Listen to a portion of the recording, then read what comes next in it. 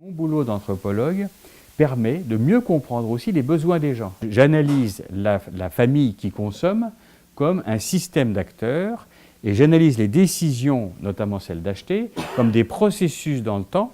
Ce qui est important, c'est de comprendre les objectifs de chaque acteur. Le papa, la maman, les enfants, je ne sais pas quoi, c'est des acteurs. On l'a dans les tables rondes de consommateurs, qui sont des outils extrêmement efficaces, que moi j'utilise surtout pour avoir l'imaginaire.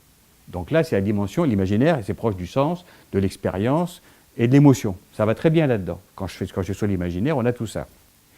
Et là, on a un déclaratif de pratique, qu'on peut rendre fiable si on fait ce qu'on appelle un jeu de loi. C'est une vieille technique qui a au moins 50 ans, où tu fais raconter aux gens tout l'itinéraire par lequel ils vont avoir accès à l'objet qu'ils veulent acheter. Quand tu fais décrire des pratiques, c'est déjà plus viable, plus fiable. Moi, je fais autrement. Je vais chez les gens et je fais décrire la pratique sur les lieux de la pratique. Et là, on augmente énormément la fiabilité, qu'on ne peut pas tout observer. Il n'y a pas de liberté en soi, ça n'existe pas. Comme il n'y a pas de domination non plus, où la liberté existe, la domination existe. L'acteur, il est sous contrainte, mais il a des marges de manœuvre. Il a toujours des marges de manœuvre. C'est un livre de Goffman que Crozier nous a fait lire en 1969, qui s'appelle Asile.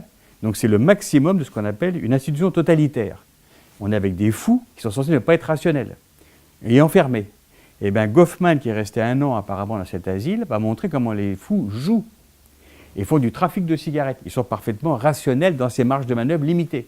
Le seul endroit où je veux avoir un peu de liberté, c'est le micro-individuel. Là, on en voit pas mal. Et dès que je remonte, j'en vois de moins en moins. Et moi, je suis entre le macro très déterministe et le micro-individuel très liberté. Et tout ça est vrai en même temps. C'est ça le paradoxe. Expliquer un comportement sous contrainte, par exemple, de systèmes d'objets, j'explique le comportement des consommateurs par la contrainte qu'ils subissent de façon implicite ou explicite. Donc je ne l'explique pas, là c'est très clair aussi, par l'intérieur, et par l'intérieur la motivation à la liberté. J'explique par ce qui pousse le consommateur. Je ne m'occupe pas de son intention. Ce n'est pas très loin du reste de beaucoup d'approches, même les big data font comme ça. On cherche finalement quels sont les facteurs qui poussent l'acteur à agir sans être dominé par ailleurs, sans être déterminé par ailleurs, ce qu'on verrait plus à l'échelle macro, ou sans être poussé par une motivation par ailleurs. C'est autre chose, c'est vraiment une autre explication. C'est pour ça que c'est déroutant. Et c'est très compliqué d'expliquer à l'entreprise que tout le monde croit qu'on est libre et que c'est la motivation qui explique tout. Et moi je dis non, ce n'est pas mon angle. Si vous regardez bien le chapitre Lego, vous regarderez qu'il a derrière une enquête anthropologique. Les enfants n'ont pas le temps de jouer. Les parents, ont peur du jeu, qui n'est pas éducatif. Ils ont peur donc du jeu libre. Leur stratégie, alors on est stratégique encore, c'est de minimiser le temps de jeu libre. Et au bout de la chaîne, dans une journée, peut-être que l'enfant a un quart d'heure, une demi-heure, 1 heure de jeu libre. Pas beaucoup plus. Dans cette énorme enquête anthropologique, ils ont réussi à trouver la contrainte principale qui était le temps, probablement que ça devait leur parler par rapport à leur mode de raisonnement, et qu'ils ont dit, vu le temps limité qu'a l'enfant, il y a trop de pièces. Et donc ils ont changé toute la stratégie de production de Lego.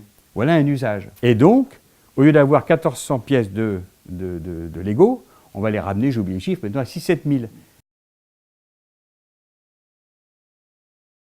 L'ethno n'apporte pas grand-chose si elle n'a pas 4 mois. Si on lui laisse 4 mois pour faire, mettons, 20 ou 30 entretiens et analyser un peu à fond ça, là on est sûr de trouver des choses. Mais si on ne fait pas ça, on va trouver ce que tout le monde a déjà trouvé. Oui. Le temps est une variable importante si on veut découvrir. Ça coûte très cher de passer par la publicité et avec des résultats très faibles. C'est-à-dire qu'on dépense beaucoup d'argent à communiquer. C'est un raisonnement sur la séduction où le consommateur est libre et n'a aucune contrainte, sauf les freins psychologiques, que la publicité est censée lever. Là, j'ai trop travaillé sur la publicité pour savoir que ça ne marche pas comme ça. Et qu'en réalité, le rendement est très faible. La publicité a un rendement assez faible.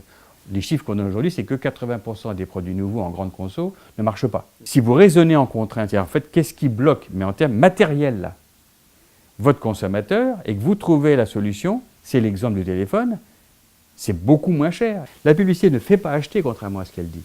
Elle fait choisir entre des produits équivalents.